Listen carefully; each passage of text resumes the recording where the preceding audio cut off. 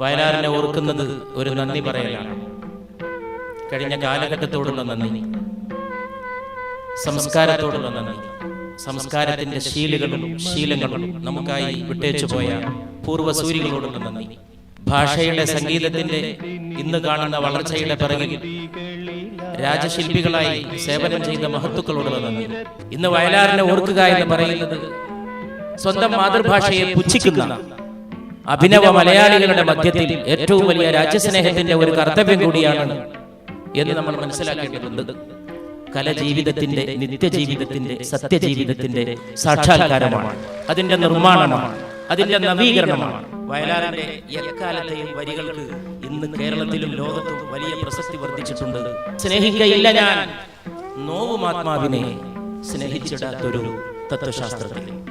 ഏത് തത്വശാസ്ത്രമായാലും കൊള്ളാം, മനുഷ്യനെ സ്നേഹിക്കാത്ത ഒന്നിനെയും സ്നേഹിക്കാൻ ഞാൻ തയ്യാറല്ല എന്നാണ് വയലാർ പ്രഖ്യാപിച്ചിട്ടുള്ളത്.